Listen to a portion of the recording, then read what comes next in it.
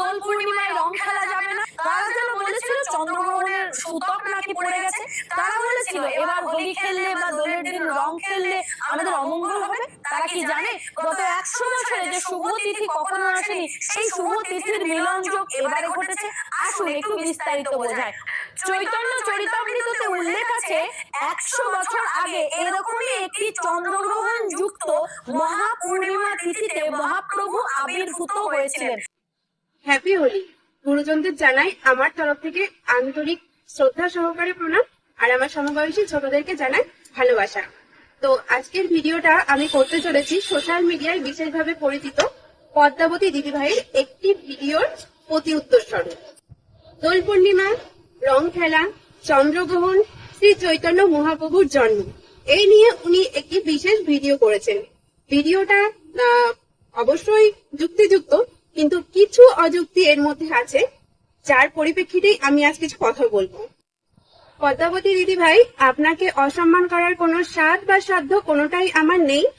তারপরেও আমি কিছু কথা আপনার কাটবো, যদি আপনার অসম্মানে লাগে তো আমি প্রথমেই ক্ষমা চেয়ে নিচ্ছি, কিন্তু আমি কথাগুলো বলতে বাধ্য হচ্ছি আমার নৈতিক কারণে। আপনার প্রতিবাদী, ন্যায় এবং সত্যতার ভিত্তিতে গঠিত ভিডিওগুলো প্রতিনিয়ত আমিও দেখি, সে বিষয়ে কোনো সন্দেহ নেই, কিন্তু তারপরেও আমি আজ কয়েকটি কথা বলবো। ভিডিও শুরুতে আপনার টোনটা খুব একটা ভালো ছিল না। কারা যেন বলেছিল সূতক শুরু হয়েছে, রং খেলা যাবে না। এই টোনটা বিশেষভাবে অসম্মানজনক, কারণ যারা সূতকের কথা বলেছে তারা কিন্তু অজ্ঞ নয়, এটা মনে রাখা উচিত ছিল। সূর্যগ্রহণের ঠিক 12 ঘন্টা আগে আর চন্দ্রগ্রহণের ঠিক 9 ঘন্টা আগে সূতক শুরু হয়। হিন্দু শাস্ত্র অনুযায়ী সূতক চলাকালীন কোনো মাঙ্গলিক অনুষ্ঠান, কোনো দেবদেবীর বিগ্রহ স্পর্শ করা নিষিদ্ধ হয়ে থাকে। সেই অনুযায়ী যারা বারণ করেছিলেন তারা একদম ন্যায্য দাবি করেছিলেন। একটি কথা আপনি বলেছেন, ঠিক 100 বছর আগে এই দিন নাকি মহাপ্রভুর জন্ম হয়েছিল। আমাদের শ্রী চৈতন্য মহাপ্রভু আজ থেকে ঠিক 100 বছর আগে নয়, বরং 540 বছর আগে 1486 খ্রিস্টাব্দে জন্মগ্রহণ করেছিলেন। হ্যাঁ, আপনি একদম ঠিকই বলেছেন যে সেই দিনটিও আজকের দিনের মতোই পবিত্র ছিল।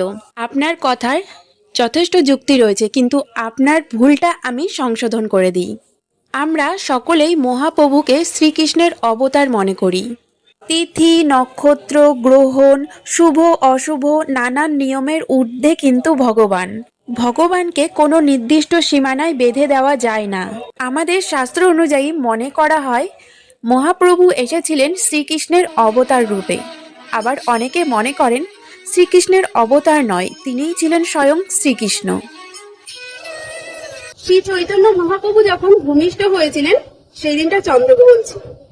চন্দ্রগ্রহণ যদি সেদিন না থাকতো, সূতককাল না থাকতো, তাহলে হাজার হাজার ভক্ত নবদ্বীপের গঙ্গার তীরে দাঁড়িয়ে কখনোই হরিনাম সংকীর্তন করতেন না। ভগবানের লীলা, উনি চেয়েছেন হরিনাম সংকীর্তনের মধ্যেই উনি আসবেন আমাদের মাঝে, তাই উনি এসেছেন। সেদিনও কিন্তু সূতক মানা হয়েছিল, আর সূতক মেনে ছিল বলেই হাজার হাজার ভক্ত গঙ্গার তীরে দাঁড়িয়েছিলেন নিজেদেরকে শুচি করার জন্য বা শুদ্ধ করার জন্য। নবদ্বীপের গঙ্গার তীরে দাঁড়িয়ে থাকা ভক্তরা কিন্তু কখনোই জানতেন না যে আজ স্বয়ং ভগবান আসছেন, ভগবানের অবতার আসছেন। তাই আমরা গঙ্গার তীরে দাঁড়িয়ে হরিনাম সংকীর্তন করছি। ওনারা সূতক মানছিলেন, সূতকের শুচি হতে চাইছিলেন, তাই হরিনাম সংকীর্তন করছিলেন। আর সেই শুভ ঘন্টায় মহাপ্রভু নির্ধারিত করে নিয়েছিলেন ভূমিষ্ঠ হওয়ার জন্য। এটা ভগবানের লীলা। ভগবান আর মানুষকে কখনোই এক সুতোয় গাঁথবেন না। স্বয়ং শ্রীকৃষ্ণের জন্ম হয়েছিল কারাগারে, কিন্তু আজ পর্যন্ত তার দিকে কুমন্তব্য বা আঙুল তোলার সাহস কারোর হয়নি, কারণ উনি ভগবান। আর এই কারাগারের জন্ম রহস্যটা যদি আপনার বা আমার ক্ষেত্রে হতো তাহলে অবশ্যই আঙুল উঠতো, কুমন্তব্য হতো। আপনাকে একথাটা বলার মানে এটাই যে ভগবান সবকিছুর ঊর্ধ্বে, তিনি অশুভর মধ্যেই সবসময় আগমন করেন অশুভটাকে শুভতে পরিণত করতে।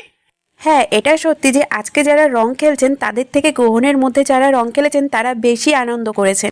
কিন্তু হ্যাঁ, গ্রহণ চলাকালীন এবং গ্রহণের আগে সূতককাল চলাকালীন মহাজাগতিক আলোর বিকিরণের যে নেতিবাচক প্রভাব পড়ে, এটা তো আর অস্বীকার করা যায় না। বিজ্ঞানসম্মতভাবে গ্রহণের সময় এবং গ্রহণের আগে নেতিবাচক আলোর প্রভাব আমাদের স্বাস্থ্যের ওপর পড়ে। এবং শাস্ত্রীয়ভাবে চন্দ্র যেহেতু মনের কারক, তাই চন্দ্র আমাদের মনকেও প্রভাবিত করে। তাই যে কোনো গ্রহণের পূর্বে শাস্ত্রীয়ভাবে সূতককাল পালন করা হয়। আমি মানি বিশেষভাবে আমার বাচ্চার নিরাপত্তার তাগিদে। সেই অনুযায়ী আমিও চেয়েছিলাম প্রত্যেকের বাচ্চা সুরক্ষিত থাকুক, তাই আমিও বলেছিলাম সূতককালে রং না খেলতে। যে কোনো উপায়ে আনন্দ করার চেয়ে নিরাপত্তা মেনে আনন্দ করাটা অনেক বেশি শ্রেয়। আপনাকে উদ্দেশ্য করে কথাগুলো বললাম শুধুমাত্র এই কারণেই যে আপনার প্রথমত টোনটা ভালো ছিল না যারা সূতক মানছেন তাদের প্রতি। দ্বিতীয়ত, মহাপ্রভুর জন্ম কখনোই 100 বছর আগে হয়নি, বরং 540 বছর আগে হয়েছে। আর সবশেষে একটা কথাই বলবো, ভগবান সব কিছুর ঊর্ধ্বে। ভগবানকে আর মানুষকে এক সুতোয় বেঁধে দেওয়া কখনোই উচিত নয়। ধন্যবাদ।